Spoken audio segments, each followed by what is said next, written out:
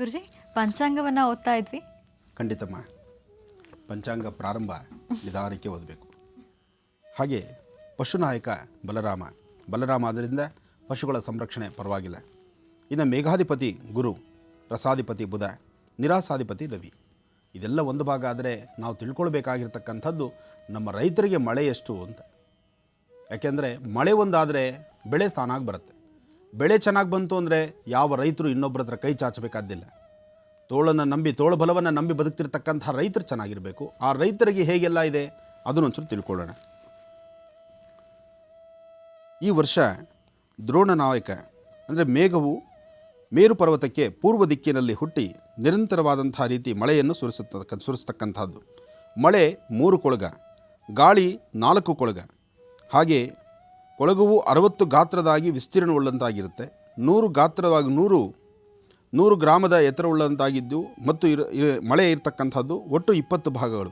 10 ಭಾಗ ಸಮುದ್ರ ಹೊರಡುವಂಥದ್ದು, 6 ಭಾಗ ಪರ್ವತಗಳಲ್ಲಿಯೂ ಮತ್ತು ಉಳಿದ 4 ಭಾಗ ಭೂಮಿಯ ಮೇಲೂ ಬೀಳುವಂತಹದ್ದಾಗುತ್ತೆ.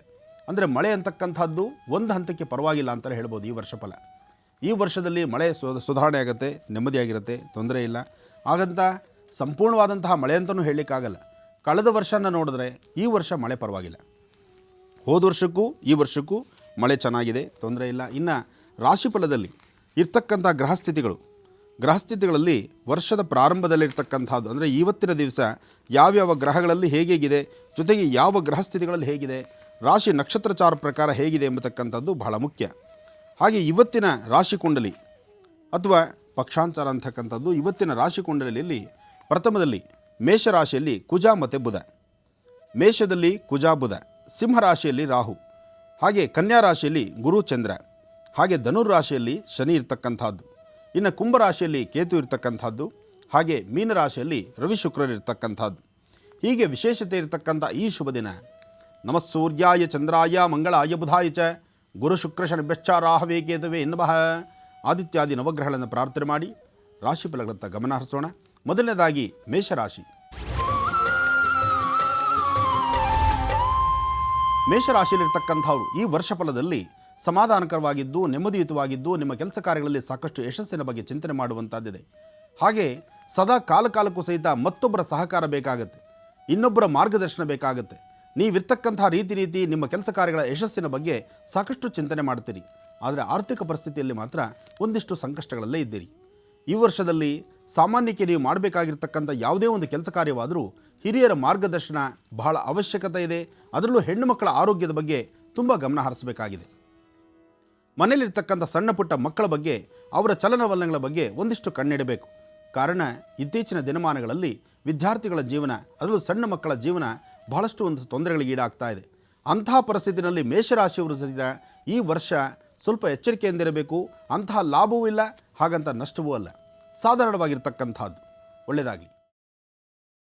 ಗ್ರೀನ್ ರೈಸ್ ಮಾಡುವ ವಿಧಾನ: ಮಿಕ್ಸಿ ಜಾರ್ಗೆ ಕೊತ್ತಂಬರಿ ಸೊಪ್ಪು, ಹಸಿ ಮೆಣಸಿನಕಾಯಿ, ಬೆಳ್ಳುಳ್ಳಿ, ಶುಂಠಿ, ಪಲಾವ್ ಎಲೆ, ಕಾಳುಮೆಣಸು, ಜೀರಿಗೆ, ಲವಂಗ, ಚಕ್ಕೆ, ಅನಾನಸು, ನೀರು ಹಾಕಿ ರುಬ್ಬಿಕೊಳ್ಳಿ.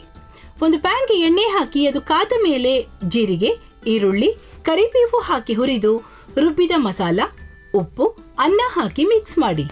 ಒಂದು ಚಿಕ್ಕ ಪ್ಯಾನ್ಗೆ ತುಪ್ಪ, ದ್ರಾಕ್ಷಿ, ಗೋಡಂಬಿ ಹಾಕಿ ಹುರಿದು ಕಲಸಿದರೆ ಗ್ರೀನ್ ರೈಸ್ ಸವಿಯಲು ಸಿದ್ಧ. ಅವಳು ಕೇಳೋ ಹಾಗಿದ್ದಿದ್ರೆ ಎಲ್ಲ ಯಾವತ್ತೋ ಸರಿ ಹೋಗ್ತಾ ಇತ್ತು.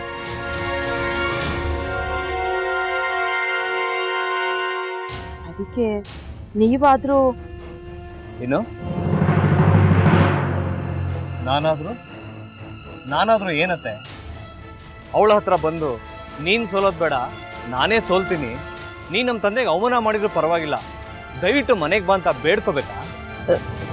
ಹಾಗೆಲ್ಲ ಅಳಿ ಅಂದ್ರೆ ಸಂಸಾರ ಅಂದಮೇಲೆ ಇಂಥದೆಲ್ಲ ಏನಾದ್ರೂ ಒಂದು ಇದ್ದೇ ಇರುತ್ತೆ.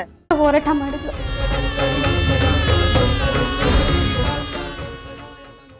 ಮಧುವಂತೆ ಅಕ್ಕನ ನ್ಯಾಯ ಸಿಗುವವರೆಗೂ ನನ್ನ ಮದ್ವೆನೆ ಮಾಡ್ಕೊಳ್ಳಲ್ಲ ಅಂತ ಪಣ ತೊಟ್ಟು ಕೂತಿದ್ಲು.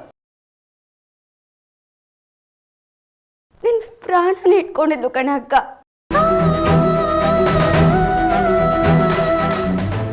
ಅವಳು ಮೈ ಮೇಲೆ ನೀನು ಸೇರ್ಕೊಂಡು ಅವಳ ಸಂಸಾರನ ಹಾಳು ಮಾಡ್ತಿದ್ಯಲ್ಲೇ.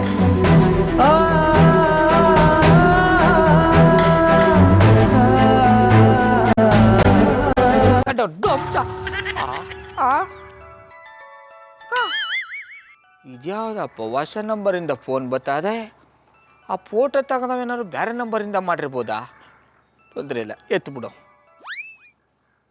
ಹಲೋ, ಏಯ್ ಪಟ್ಟಾಪಟ್ಟಿ ಚಡ್ಡಿ ಬನಿಯನ್ ಏನೋ ಮಾಡ್ತಾ ಇದ್ಯಾ? ಶಿವನೇ ಶಂಭುಲಿಂಗ, ನಿನ್ ಜೊತೆಗೆ ಮಾತಾಡ್ದವನೇಲಪ್ಪ.